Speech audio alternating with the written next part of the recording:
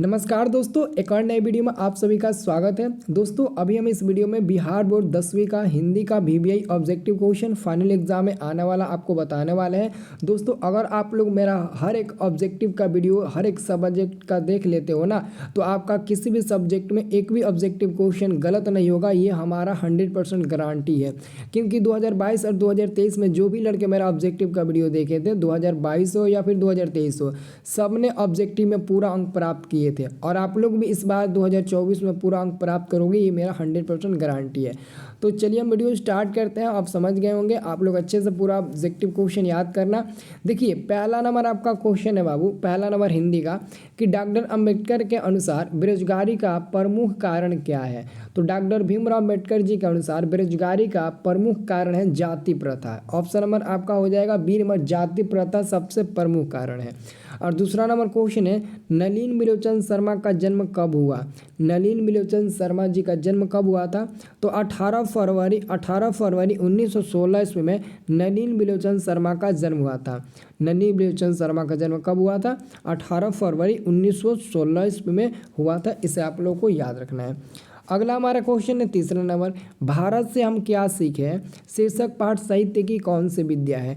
भारत से हम क्या सीखे जो पाठ है ना, उस पाठ के लेखक है मैक्स मुलर, और मैक्स मुलर जी का जन्म जर्मनी में हुआ था। और उनका जो पाठ है भारत से हम क्या सीखे, वो भाषण है। भाषण को इंग्लिश में हम लोग लेक्चर बोलते हैं। तो आप लोग को याद रखना है, तीसरा का आंसर सी नंबर मिल जाएगा। अगला क्वेश्चन हमारा चौथा नंबर आता है। देखो छोटू, अगर आप लोगों को ये वीडियो पसंद आएगा ना तो ही लाइक करना, चैनल को सब्सक्राइब करना। अगर पसंद ना आए ना तो मत करना, ठीक है। मैं कभी भी लड़के को दबाव नहीं देना चाहता हूँ।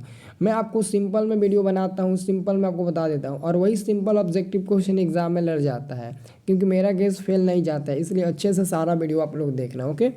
तो 4 नंबर क्वेश्चन है, प्रेम के पीर के कवि किस कवि को कहा जाता है। प्रेम के पीर के कवि हम लोग किस कवि को कहते हैं। तो 4 का आंसर मिल जाएगा आपका, ऑप्शन नंबर बी होगा घनानंद। बहुत लोग रसखान कहेंगे लेकिन रसखान नहीं होगा, घनानंद जी हो जाएंगे, याद रखना।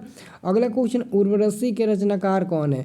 तो रामधारी सिंह दिनकर, लेकिन उनका आधा नाम दिया है, सी नंबर आंसर होगा रामधारी सिंह दिनकर, जिनका जन्म बिहार के सिमरिया में हुआ था। याद है ना आप लोगों को, नहीं याद है कोई बात नहीं, मेरे रहते हुए आपको टेंशन लेने की ज़रूरत नहीं है। आंसर आप लोग का क्या हो जाएगा, उर्वशी रामधारी सिंह दिनकर जी का हो जाएगा। अब देखिए अगला क्वेश्चन आपका 6 नंबर, पेड़ पर कमरा किसकी रचना है। पेड़ पर कमरा किसकी रचना है। विनोद कुमार शुक्ल किस पाठ के लेखक हैं। तो आपको पता है ना, मछली पाठ के लेखक कौन है, विनोद कुमार शुक्ल। और बहादुर के कौन होंगे, तो अमरकांत हो जाएंगे। और यतीन्द्र में से किस पाठ के होंगे, नौबत खाने में इबादत हैं। ये सभी को याद रखना है, पाठ और लेखक का नाम याद रखना आप लोगों के। अगला क्वेश्चन है आपका 7 नंबर क्वेश्चन है, मिहिर भोज की ग्वालियर प्रशस्ति किस भाषा में है। तो संस्कृत आपका प्राचीनतम भाषा है। तो 100% आपका आंसर यही होगा, सी नंबर वाला। अगला आपका क्वेश्चन है 8 नंबर, इसको ध्यान से देखना, रुपये खोने का प्रपंच किसने रचा था। बाबू ये बहादुर चैप्टर का क्वेश्चन है, और बहादुर चैप्टर में ना रुपये खोने का प्रपंच कहानीकार के यहाँ जो रिश्तेदार आए थे ना, मतलब कि उन्हीं के द्वारा रचा गया था। इसका भी आंसर क्या मिलेगा, 8 का भी आंसर हमारा सी नंबर मिल जाएगा, कहानीकार के जो मतलब कहानीकार के रिश्तेदार आए थे ना, उनके द्वारा। और 9 नंबर क्वेश्चन है, घनानंद की भाषा क्या है। तो ब्रज भाषा, ऑप्शन नंबर आपका 9 का बी नंबर मिल जाएगा, ओके। 9 का बी नंबर मिल जाएगा।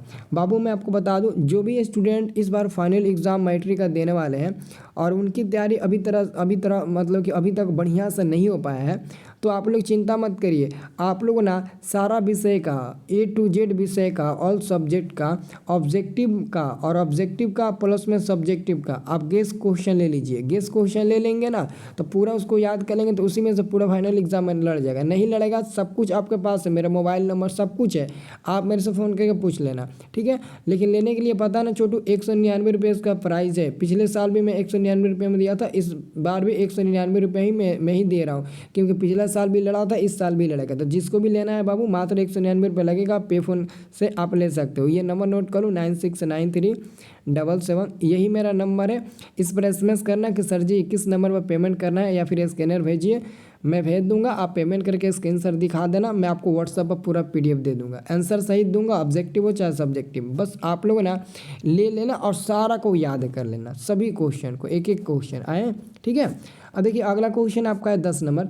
बिरजू महाराज कितने साल के थे जब उनके पिताजी की मृत्यु हो गई थी? बिरजू महाराज जब 9.5 साल के हुए, 9.5 साल, 9.1/2 मतलब कि 9.5 साल इसका मतलब हुआ, और इसका 8 साल, इसका 7.5 साल, तो 9.5 साल की उम्र के बाद ना उनके पिताजी का मृत्यु हो गया था।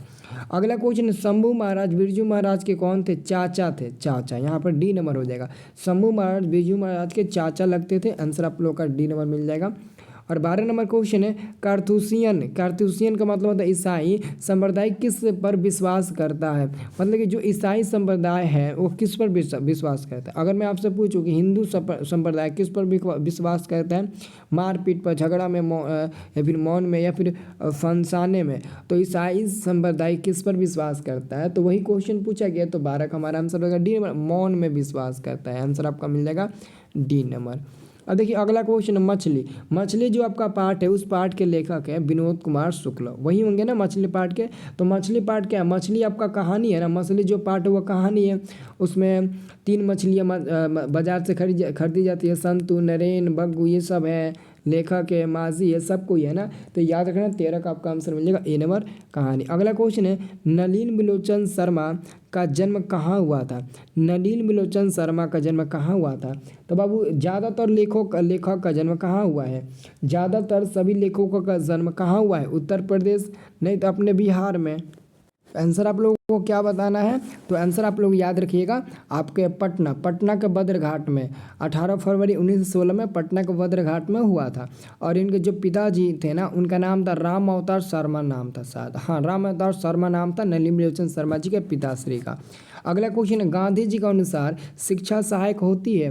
तो शरीर, बुद्धि और आत्मा विकास, आत्मा के विकास, ऑप्शन नंबर C आपका सही उत्तर हो जाएगा। 15 का C नंबर सही उत्तर हो जाएगा, इसे याद रखना, 15 का आपका C नंबर सही उत्तर हो जाएगा, बिल्कुल ओके, याद रहेगा ना 15 का। अब देखिए तो अगला क्वेश्चन 16 में, सिख धर्म के 5वें गुरु कौन थे? बाबू सिख धर्म के जो पहले गुरु थे ना, फर्स्ट गुरु, उनका नाम था गुरु नानक, और जो 5वें गुरु है, 5वें यानी कि 5वें गुरु का नाम है अर्जुन देव। क्या नाम है? अर्जुन देव। और जो 10वें गुरु थे ना, उनका नाम है क्या? तो गुरु गोविंद सिंह, जिनका जन्म स्थान आपके बिहार में ही है। और 17 नंबर क्वेश्चन है, रसखान किस काल के कवि है? रसखान जी किस काल के कवि है? तो रसखान जी भक्ति काल के कवि है, क्योंकि वो भगवान श्री कृष्ण के भक्त हैं, तो भक्ति काल के आप लोग टिक लगा देना। अगला क्वेश्चन है, कवि घनानंद ने किस मार्ग को सबसे सरल कहा है? सबसे सरल किस मार्ग को कहा है? तो प्रेम मार्ग को कहा है। 18 का आंसर C नंबर मिलेगा, प्रेम मार्ग को। अगला क्वेश्चन है, प्रेमधन साहित्य सम्मेलन के किस अधिवेशन के सभापति बने? तो मिर्जापुर ना, आंसर क्या होगा बाबू? मिर्जापुर, 19 का ऑप्शन नंबर, मिर्जापुर होगा, कलकत्ता होगा, किस सम्मेलन, हाँ नहीं, मिर्जापुर नहीं होगा बाबू, कलकत्ता ही होगा। क्या होगा? कलकत्ता होगा, मिर्जापुर नहीं होगा। अगला क्वेश्चन है, सुमिंद्रनाथ पंत को किस रचना पर ज्ञानपीठ पुरस्कार मिला था? किस रचना पर ज्ञानपीठ पुरस्कार मिला था? तो 20 का आपका सही जवाब हो जाएगा ऑप्शन नंबर चिदम्बरा पर सुमिंद्रनाथ पंत को साहित्य अकादमी पुरस्कार मिला था। ज्ञानपीठ पुरस्कार, साहित्य नहीं बल्कि ज्ञानपीठ पुरस्कार मिला था। अगला क्वेश्चन 21 में ध्यान से देखना, सुजाता का वास्तविक नाम, जो सुजाता है ना उनका वास्तविक नाम बताना है। तो S रंगराजन, यहाँ पर S भरिएगा, M नहीं, देखो M भी है और S भी है, तो आप लोग S रंगराजन भरना है, S रंगराजन। और 22 नंबर क्वेश्चन है, हिरोशिमा शीर्षक कविता में निकलने वाला सूरज क्या है? निकलने वाला सूरज क्या है? तो 22 का आंसर ऐसे ही आपको दिख रहा है, 22 का आंसर D नंबर मिल जाएगा, अणु बम। अगला क्वेश्चन, कवि के अंदेशों में कौन था? कवि के अंदेशों में कौन था? तो इसका आंसर मिलेगा ऑप्शन नंबर एक जानी दुश्मन, एक जानी दुश्मन। और जानी दुश्मन आप लोगों ने मूवी भी देखा होगा। अगला क्वेश्चन आता है 24 नंबर, कविता के देवी जागरण कहाँ हुआ? गरीब बस्तियों में हुआ था ना, गरीब बस्तियों में हुआ था, आंसर B नंबर मिल जाएगा। बच्चा कहाँ आकर थमक जाता है? अंग पर। जब आप अपने घर में छोटे बच्चे, लड़का हो या फिर लड़की हो, छोटे बच्चे को क ख ग पढ़ाते हैं तो वो अंग पर आकर रुक जाता है, और आप लोग भी अंग पर आकर उसको रुका देते हैं और आप भी रुक जाते हैं। तो कहा जाता है कि बच्चा ना क ख ग घ पढ़ लेता है और अंग पर आता है अंग कह देता है और वहाँ पर थक जाता है, थमक जाता है। अगला क्वेश्चन है रूपसा क्या है? रूपसा क्या है बाबू? रूपसा क्या है? तो याद है ना रूपसा क्या है, तो सबको याद रखना है। रूपसा बंगाल की नदी है, बंगाल की नदी का नाम है रूपसा है। आंसर आपका ए नंबर सही आंसर हो जाएगा। अगला मैं क्वेश्चन की बात करूँ 27 नंबर, तो भगवान की कृपा दृष्टि कहाँ विश्राम करती है? कहाँ विश्राम? कभी के भाल पर, कभी के नयनों पर, कभी के होठों पर, या फिर कभी के कपोलों पर। तो 27 का सही उत्तर हो जाएगा कभी के कपोलों पर। आंसर डी नंबर मिल जाएगा। मंगमा अपना पैसा किसके पास रखना चाहती थी? मंगमा अपना पैसा मतलब कि पैसा किसके पास रखना चाहती थी? वो क्यों रखना चाहती थी? वो मतलब कि वो उसके जिसके भी पास रखना चाहती थी उस सुरक्षा मतलब कि उसके पास मेरा पैसा सुरक्षित रहेगा, उठेगा नहीं, इसी कारण वो रखना चाहती थी। तो वो माँ जी के पास रखना चाहती थी, माँ जी के पास रखना चाहती थी। बेटे के पास नहीं रखेगी क्योंकि आजकल के बहुए और बेटे को आप लोग जानते होंगे, इसलिए वो माँ जी के पास अपना पैसा सुरक्षित रखना चाहती थी। अगला क्वेश्चन है ढाते विश्वास कहानी किस भाषा से अनुदित है? उड़िया भाषा का हो जाएगा। आंसर मिल जाएगा सी नंबर। और आपका मिल जाएगा अगला क्वेश्चन 30 नंबर की माँ कहानी किस लेखक द्वारा रचित है? माँ कहानी पाठ के लेखक ईश्वर पेटलिकर, ईश्वर पेटलिकर। और माँ के ना कुल 4 संतानें हैं, 2 पुत्र हैं, 2 पुत्र हैं और 2 पुत्रियाँ हैं, 2 पुत्र और 2 पुत्रियाँ भी है, ये भी आप लोगों को याद रखना है। ओके, एक कमू नाम है और एक का नाम है मंगू, याद है ना लड़कियों का दोनों का नाम। अगला क्वेश्चन है माँ कहानी का प्रमुख पात्र कौन है? तो कुसुम, कुसुम तो गांव की लड़की थी ना, जो भी जो अस्पताल से ठीक होकर आई थी। सीता तो वही नहीं है, लक्ष्मी भी नहीं है। मंगू, मंगू माँ कहानी का पात्र। माँ कहानी का पात्र मंगू ही नहीं और भी लोग हैं, लेकिन और लोग का तो नाम नहीं दे दिया, जो नाम दिया आप लोग उसी पर टिक लगाओ। प्रेम वाटिका किसकी रचना है?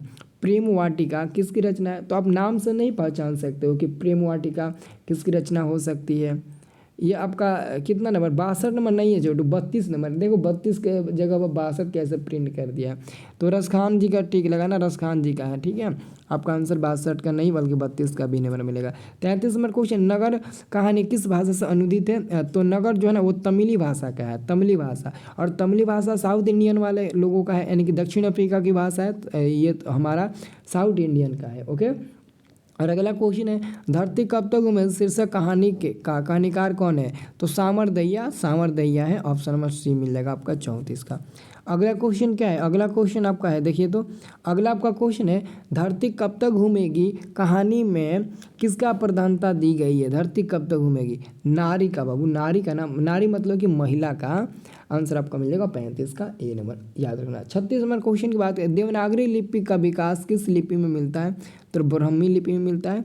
हिंदी में अंतस्थ स्वर्ण वर्णों की संख्या कितना होता है? हिंदी में अंतस्थ स्वर्ण वर्ण कितने होते हैं? य र ल व 4 ही गुना होता है ना। तो 37 का क्या मिल जाएगा? 37 का आपका सी मिल जाएगा। कौन कौन होता है? एक य होता है, दूसरा र होता है, फिर ल होता है, फिर आपका एगो क्या होता है? एगो व होता है। तो य र ल व ये 4 हमारा अंतस्थ वर्ण होते हैं हिंदी में, याद रखना, एक को भी मत भूलना।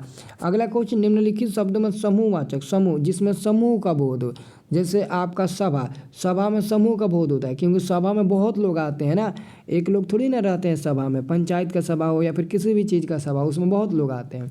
अगला क्वेश्चन है पतंजी, पतंजी, पतंजी छायावादी कवियों के में महान थे, रेखांकित पद का संज्ञा बताइए। मतलब यहाँ पर आपको बताना है जो पतंजी है ना, सुमिंदरानंद पंत को हम लोग पतंजी बोलते हैं, लेकिन पतंजी छायावादी कवियों में से एक महान थे। रेखांकित शब्द में यानी कि जो पतंजी है ना, इसका बताना कि पतंजी जो है ना वो कौन सा संज्ञा है, जबकि इससे एक आपका वाक्य बनाया है ये महान है मतलब छायावादी कवियों में। तो मैंने क्या बोला था? मैंने आप लोग क्या बोला था कि व्यक्तिवाचक संज्ञा उसे कहेंगे जो किसी खास व्यक्ति का नाम हो या फिर खास चीज़ का नाम हो। तो यहाँ पर हमारा पंत जी ना एक खास नाम से प्रसिद्ध है, कवियों छायावादी कवियों में खास नाम से प्रसिद्ध है, इसलिए यहाँ पर हमारा व्यक्तिवाचक संज्ञा बनेगा। इसमें कोई भी डाउट आप लोगों का नहीं होना चाहिए। और आपका 40 नंबर क्वेश्चन आता है, देख लीजिए 40 नंबर क्वेश्चन आता है। 1 मिनट, क्या हो गया बाबू? 40 नंबर क्वेश्चन है कवि का स्त्रीलिंग। कवि का स्त्रीलिंग क्या होता है? तो कवि का स्त्रीलिंग आपका कवित्री हो जाएगा ना, कवित्री, कवित्री, कवित्री, कवित्री। आंसर आपका हो जाएगा कवित्री नहीं कवित्री, ई भी रहेगा। वृक्ष से पत्ते गिरते हैं इस वाक्य में से किस कारण का चिन्ह है? किस कारण का चिन्ह है? कारक होना कारक का चिन्ह है, ठीक है ना। रण दे दिए कारण, कारण नहीं होगा, कारक होगा। एक बात बोले, देखो वृक्ष से पत्ते गिरते हैं, यहाँ पर से है ना, तो देखो कर्ता ने कर्म को करण से, तो एक करण से भी से होता है, एक अपदान से भी से होता है। कर्ता कारक 8 प्रकार का होता है, तो करण में भी से होता है, लेकिन करण में से होगा तो से और द्वारा रहेगा, मतलब कि से और किसी के द्वारा, लेकिन अपदान में से रहेगा तो वहाँ पर आपको कमा में जुदाई भी रहेगा। तो जुदाई का आप लोग मतलब समझ सकते हो कि कोई हमेशा के लिए जुदा हो रहा है, और से के द्वारा मतलब कि किसी के द्वारा वो है। तो जब वृक्ष से पत्ते गिरते हैं तो क्या वो हमेशा के लिए नहीं गिरते हैं? बिल्कुल गिरते हैं। अगर वृक्ष से एगो पत्ता नीचे गिर जाए तो क्या वो पत्ता फिर वृक्ष पर जाएगा? कभी जिंदगी में कभी नहीं जाएगा, सड़ गल कर वो खत्म हो जाएगा। मतलब कि वो जुदा होकर पेड़ से वो पत्ता गिर रहा है, तो यहाँ पर हमारा अपदान आएगा ना। क्या आएगा? अपदान आएगा, याद रखना। अगला क्वेश्चन, आदर का विशेषण क्या होगा? आदर का विशेषण, जैसे मित्र का मित्रता, किताब का किताबी, ठीक है ना। और वैसे ही आपको आदर का बताना है कि आदर का विशेषण आप क्या ले सकते हो, तो आदरणीय ले सकते हो। कितना इजी बन गया, आदर का आदरणीय। अगला क्वेश्चन है, प्रख्यात में प्रयुक्त प्रत्यय उपसर्ग बताना है, तो प्र हो जाएगा, पहले प्र है तो परी हो जाएगा, इसमें डाउट नहीं होना चाहिए। बहुत इजी प्रश्न है ये आपका, बहुत इजी है। अगला क्वेश्चन, निश्चल का संधि विच्छेद क्या होगा? निश्चल का संधि विच्छेद आपको बताना है, तो सिंपल सा है, निह जोड़ चल, निह जोड़ चल, तो निश्चल बन जाएगा। अगला क्वेश्चन है, लंबोदर शब्द में किस समास का उदाहरण है? दोस्तों आपको समास पहचानने का तरीका शाम को बताएंगे, क्योंकि शाम को समास नहीं शाम को ना हमारा आज नहीं बताएंगे, दूसरे दिन बताएंगे, क्योंकि आज शाम को ना हमारा व्याकरण में कारक और सर्वनाम और विशेषण 3 को ख़त्म करेंगे। उपसर्ग प्रत्यय तो ख़त्म कर दिए हैं, बाकी मतलब और भी ख़त्म कर देंगे दूसरे दिन करके। तो लंबोदर दोस्तों कैसे पहचानेंगे? लंबोदर बहुब्रीहि समास होता है। लंबोदर बहुब्रीहि समास पहचानने का सबसे आसान तरीका है, 95% दोस्तों ऐसे एग्जाम्पल आपको मिलेंगे जिसमें देवी देवताओं का नाम आएगा तो बहुब्रीहि समझ लेना। लंबोदर आएगा तो बहुब्रीहि समझ लेना, गजानन आएगा बहुब्रीहि समझ लेना, जो भी देवी देवताओं का नाम आएगा तो आप लोग समझ लेना लंबोदर मतलब कि गणेश भगवान, तो हमारा क्या हो जाएगा? सब का सब बहुब्रीहि होगा। अगला क्वेश्चन, विकास शब्द का विलोम क्या होता है? विकास का विलोम क्या होता है? विनाश हो जाएगा ना, विनाश तो दिया नहीं है। विकास का क्या होगा विलोम? तो विकास का विलोम ह्रास हो जाएगा। ह्रास का मतलब समझते हो? केमिस्ट्री में पढ़े हो ना, संयोजन अभिक्रिया, हाइड्रोजन का ह्रास होता है, ऑक्सीजन का योग होता है, पढ़े हो कि नहीं पढ़े हो? जबकि उपचयन में आपका हाइड्रोजन का युग होता है और ऑक्सीजन का ह्रास होता है। ह्रास का मतलब कमी का मतलब विनाश, तो विकास का उल्टा क्या हो जाएगा? ह्रास हो जाएगा। बिल्कुल सही आपका उत्तर मिला है, बी नंबर, ठीक है। अब देखिए तो अगला क्वेश्चन, हाथ पाँव फूलना मतलब कि आपका मुहावरे का अर्थ बताना है, क्या होता है? तो नहीं कहते घबरा जाना, हाथ पैर फूल जाना, कोई लड़का घबरा गया, कोई मर्दाना घबरा गया। किनारा करना मुहावरे का अर्थ बताइए। किनारा करना मुहावरे का सही अर्थ होता है बाबू अलग हो जाना, ओके। अगला देखिए, अगला क्वेश्चन है, निम्नलिखित शब्दों में कौन शुद्ध शब्द है? कृपा जो डी नंबर में लिखा गया ना वही सही है, क्योंकि आप लोग ना जब पत्र लिखते हो हिंदी में तो लास्ट में नहीं लिखते हो। अतः आपसे निवेदन है कि आप मुझे इतने दिनों की छुट्टी देने की कृपा करें, तो कृपा आप लोग ऐसे ही नहीं लिखते हो, तो इसलिए हमारा डी नंबर आंसर मिल जाएगा 49 का। और 50 नंबर क्वेश्चन है, निम्नलिखित वाक्यों में कौन सा वाक्य शुद्ध है? कौन वाक्य शुद्ध है? आपको शुद्ध वाक्य चूज करना है। यह बालक कहाँ जा रहे हैं, यह बालक कहाँ जा रहे हैं, यह बालक कहाँ जा रहा है, ऐसा रहता तो सही रहता। बच्चा का क्या समाचार है, बच्चा का समाचार कैसा, ये भी गलत है। फूलों की एक माला ला दीजिए, वाह कितना बढ़िया से यह बात बोला गया है, फूलों की एक माला ला दीजिए, मतलब कि 100% हमारा सी नंबर 50 का आंसर मिलेगा। अगला क्वेश्चन है, मंगमा क्या बेचती थी? तो मंगमा क्या बेचती थी? दूध नहीं, दही ना बेचती थी, दही बेचती थी। अंगा में बालक जो बिंदु है को क्या समझता है? चंद्र बिंदु उसको क्या समझता है? तो बाबू माँ समझता है ना।